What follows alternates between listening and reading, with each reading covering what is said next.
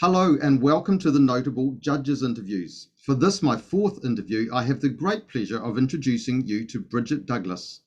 Bridget is principal flute in the New Zealand Symphony Orchestra, and as a flute player myself, I have been in awe of Bridget's skills for some time now.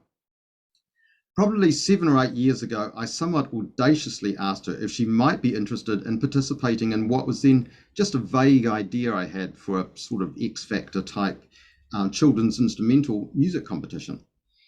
To my surprise, she tentatively agreed. And then in 2020, when it looked like the competition was becoming a reality, she actually said yes. So many thanks, Bridget, for that and for the wonderful contribution you have made to Notable since that time. We're really pleased to have you on board. And so now, are you ready for the interview for your 4 questions? Please go ahead, Joel. It's been my pleasure to be part of Notable so far. Thank you so much. And so my first question for you is, what inspired you to take up an instrument, the flute, namely? I think I was lucky that I grew up in a household where I was surrounded by classical music. My mother played the piano, and my grandmother, her mother, who I fondly called my Nana, she was a piano teacher. And so from an early age, it just was a normal thing for there to be music in our house, and particularly the piano. And so I followed in their footsteps, and my mother taught me the piano. I was certainly no genius. I wasn't like some amazing prodigy or anything. It was just a fun thing to do. And then when I was 10, I had the opportunity to go and have a look at the instruments down at the Saturday morning music classes in Dunedin. And it was actually just an accident really that I played the flute. I think I did have my eye on the clarinet, but they were out of clarinets because I was renting an instrument. But they did have flutes, and I thought, I'll give that one a go. And it just sort of stuck, and I enjoyed it, and it was fun, and one thing led to another. I never had any aspirations for a long time to become a professional musician, so it just was something that was very slow growing. Okay, that's really interesting. And now my next question for you is, can you tell us about competitions you have entered or been involved in other ways? And how did you find that experience? Yes, look, I think competitions can be a really valuable part of a young musician's development, especially when they're done in a positive and supportive way, like Notable is. I think my first experience of competitions would have been the Dunedin Performing Arts musical competitions that they have for children. It was a wonderful experience to play in front of an audience of people that you didn't know, and to get feedback from a judge.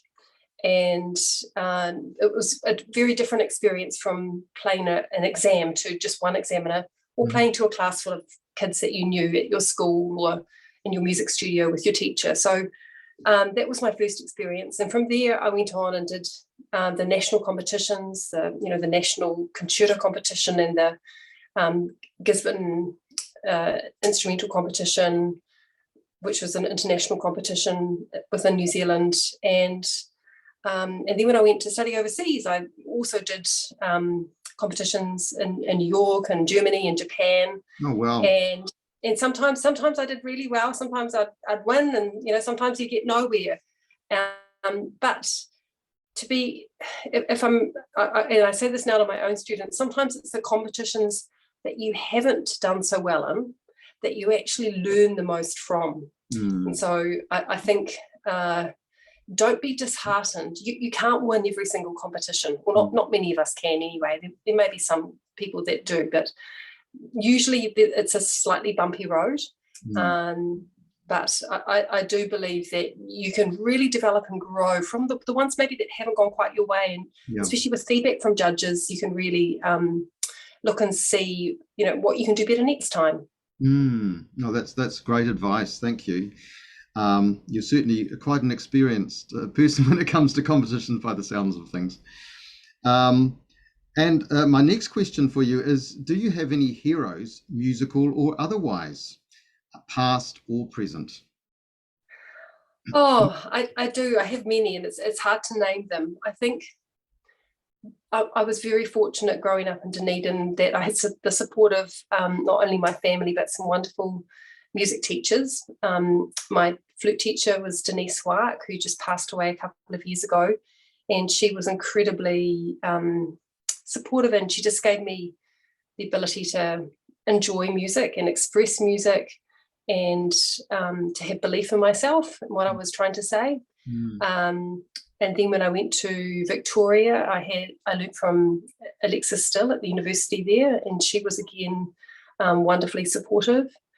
And then when I went to New York, I learned from Samuel Barron, who was a real pedagogue. It was his life, was teaching the flute, and he again passed on that incredible love and joy of music making, and how important it was to communicate that to the audience. And that, for me, I think has always stayed a vital part of my own teaching. But you know what, I learned so much from many musicians, from the conductors and soloists that come and play with the NZSO, from my colleagues in the orchestra. I'm really lucky and fortunate that I'm surrounded by wonderful musicians who inspire me every day. Yeah, I can imagine. Well, thanks for that. That's a wonderful full answer. And now, what do you most enjoy doing outside of music, or when you get a chance to put your feet up and relax, if you ever do?